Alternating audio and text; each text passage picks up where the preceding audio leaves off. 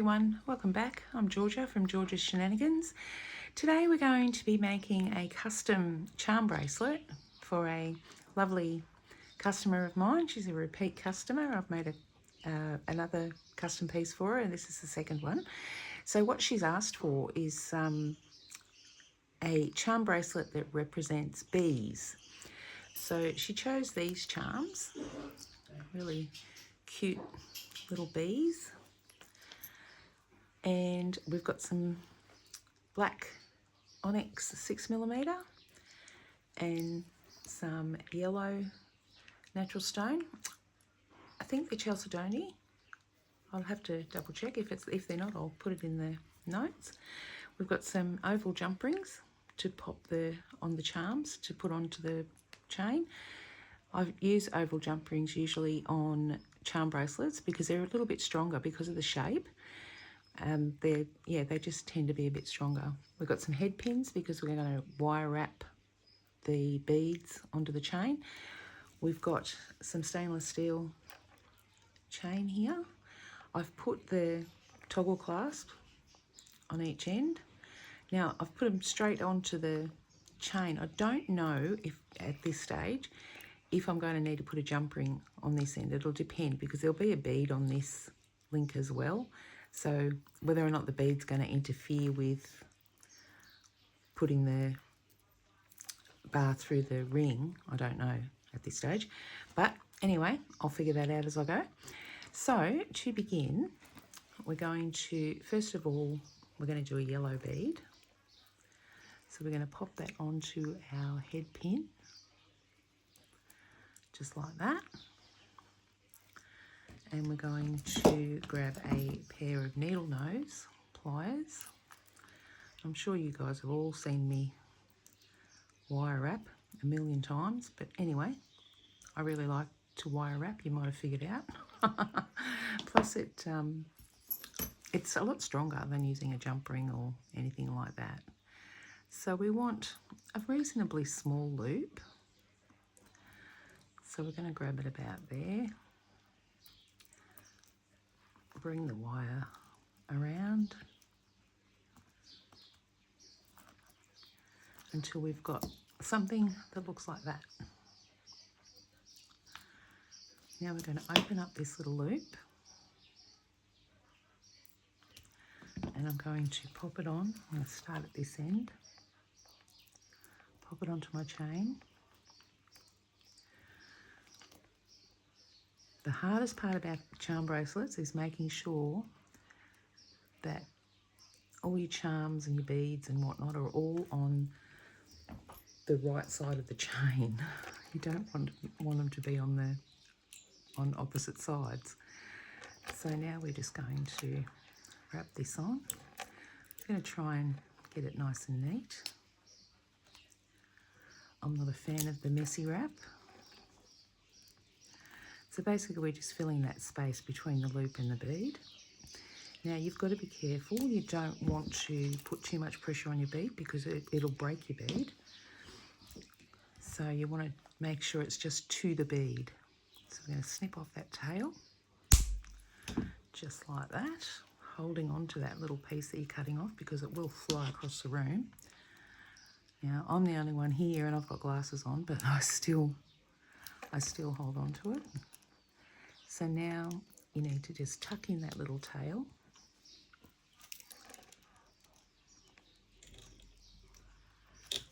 Making sure that you can't feel anything sharp, and that's fine. So that's bead number 1 is on.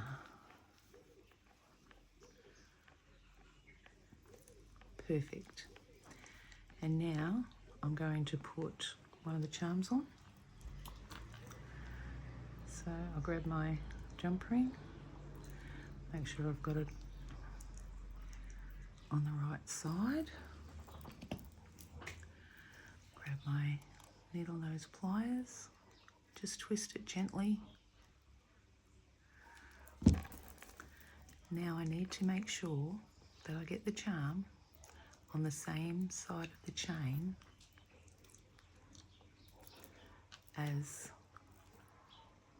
the bead.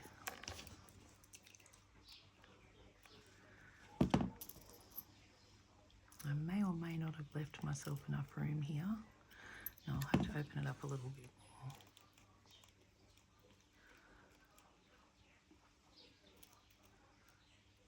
Got a good case of the shakes going on this morning.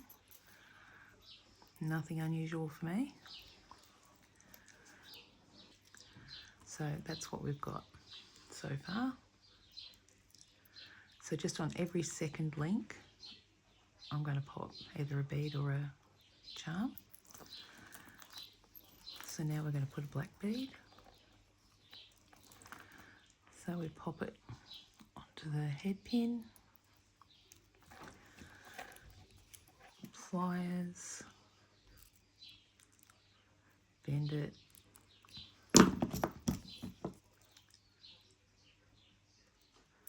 loop it,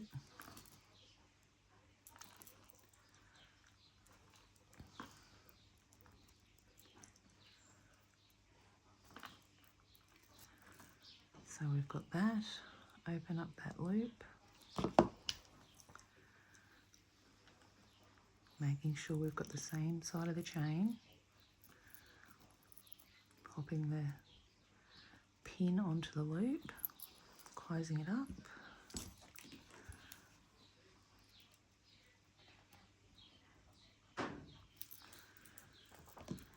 and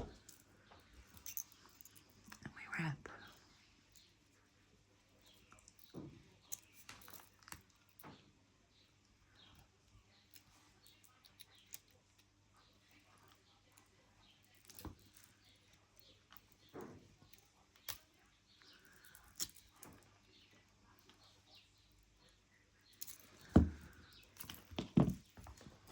Snip off that tail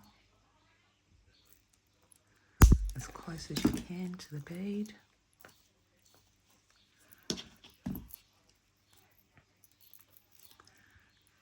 Make sure it's all nice and straight.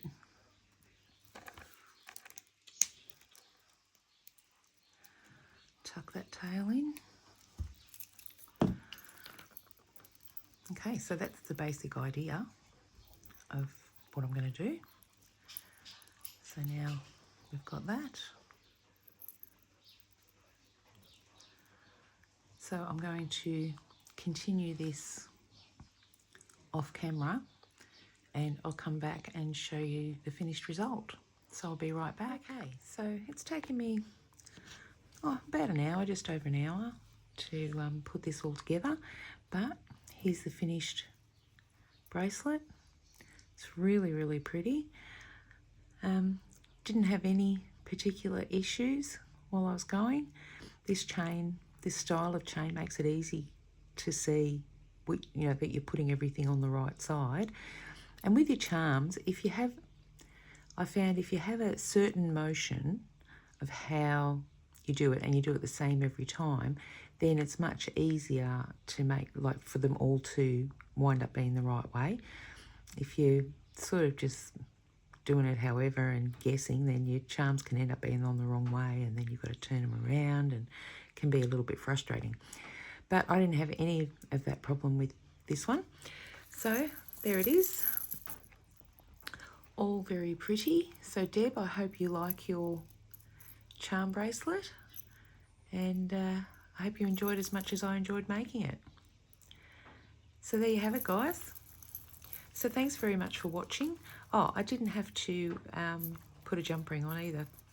The beads don't get in the way of the clasp, so yeah, it just goes straight onto the chain. It's excellent, very good. I prefer not to use a jump ring on a clasp if I can get away with it. They're a weak spot, so you don't want any weak spots, particularly in a bracelet. They take a fair bit of punishment. So anyway, thanks very much for watching and have a great day, and I'll see you all in the next video. Thanks very much.